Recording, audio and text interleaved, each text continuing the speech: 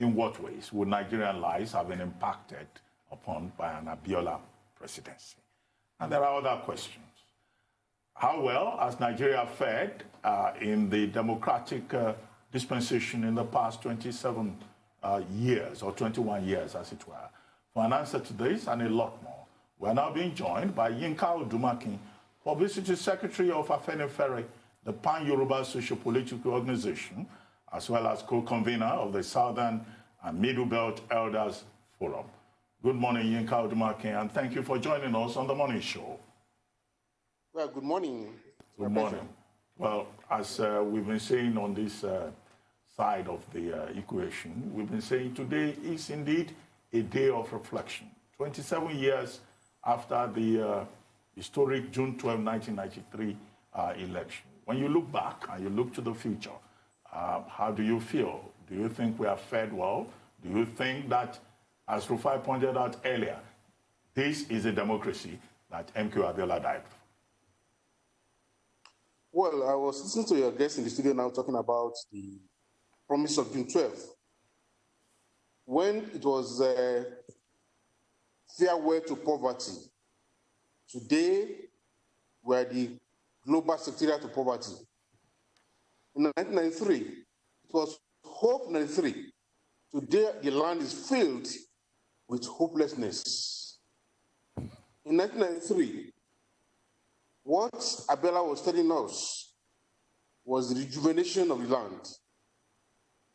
Today, it's not so. And we are in the midst of COVID-19 now. Even our Secretary of Government said on TV that I was never aware that our health situation is this bad. So looking back at 1993 and now, you can see that we have made so many steps backward. And I listened to the president this morning, making a broadcast. Instead of showing dividends of democracy on the ground, it was more promises. Oh, this one is undergoing. Oh, this one is loading. Oh, this one is preparing. That was not so. And more importantly, June 12th was about nationality question. Like we said earlier in the studio, the day Abiola and Egbaman defeated Tofa in his Kano home states, when a Muslim ticket won in predominantly Christian areas. Today, is that what we have in the land? Today, we are more ethnocentric. For the height you can go in Nigeria today, in many positions, it's limited by where you are from and where you face to pray. That was not the promise of June 12th. And that's why, for those of us who are involved in that struggle today, it is with teary eyes that we have those reflections about where we are today and where we are supposed to be. When we remember that Abacha, who locked Abiola up, till to date, we are still getting a lot from him from heaven. The money that will have been used to create the promises Abiola gave to us were ended up in private accounts in different countries abroad. That was the betrayal of June 12th. And today we are saying that there is not enough holidays that can bring out those bags and to get back to the virtues of June 12th. Now, we keep talking about the promise of June 12th. I know that, everyone is saying that we don't have the democracy that we wanted to have by now.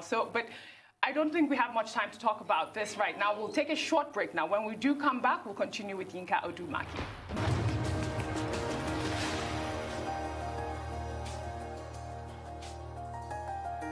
Welcome back to the morning show here on Arise News. Well, before we went on the break, we were talking with Yinka Odumakin, but I think we've lost connection with him. We'll have him back. But before we went on the break, he referred to the June 12 presidency. And my question was, what I think we have him back right now. So, Mr. Odumakin, thank you for joining us on the morning show here. Are you with us? All right, so before we went on a break, you were talking about the promise of June 12th. I know that most Nigerians will say that we are not living in a democracy at this point.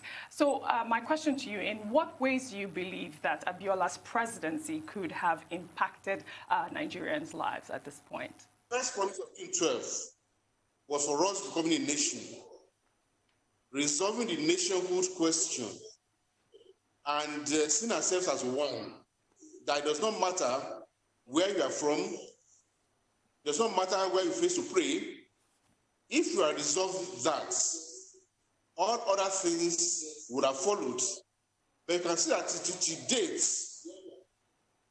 we are still rocked by this kind of identity.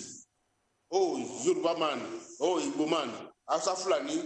Even on the eve of June 12th, you heard all the noise that Mijala was making about, oh, yes, we own Nigeria, we are deploying our men, 100,000 all over Nigeria, killings here and there, genocide in Southern Kaduna all over the place. That is not the promise of June 12th. And we believe that it's not just enough to hold on to the symbolism of June 12th, but we must live in the spirit of June 12th. That's the only way we can compensate. Giving G7 to Abiola will not bring him back to President of Nigeria. But when we live by those ideas, when we restore faith in our ballot system, when we begin to solve the poverty problem, when our money does not go into corruption, but into providing good things to our people, that is where we can be saved. We have democracy in the land, and then we are following the deals and the details of June 12th. I quickly want to come in here and disagree strongly with you, sir, that June 12th and Abiola will have solved the crisis of national identity. You know why I disagree with you?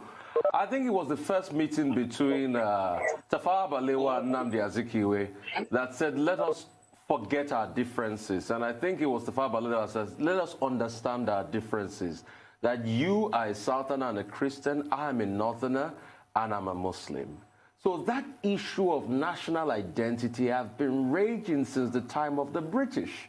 Some will even argue with you that the British did not even want us to come together as one, as Nigerians. That's why Chief Obafemi Awolowo made that statement of Nigeria being a geographical expression. June 12th would not have solved all of that, would it have solved that? Well, June 12th was a miraculous happening. June 12th was a miraculous happening. It was not our making. And for the facts of what happened is that Abiola, a Yoruba man, defeated Tofa in Kano, Muslim ticket winning in Christian areas was a starting point of building a nation, not by our making, but fortuitously. And now we have been a starting point. We will have started about development, not about, are you a Christian, are you a Muslim, are you a Yoruba man, are you an Igbo man? When the conversation took place about let's understand our differences, that we are writing about our differences does not mean that we don't understand them, but we don't live by them the way we are doing today. And like I said, as you know, the seeds of unification, the idea of coming together, removing national identity, in taking decisions as a common people, not that those who voted for a Muslim ticket on June 12th no longer realize that they are Muslims. But they saw the program of Abiola tickets and they voted for it. Those people in Kano who voted for MPO against Tofa, it was not because they no longer realize that they are Hausas and they are now Yoruba people. No. Well, thank you very much, Yinka Odumakin. That's all we'll be able to take in this segment of the program.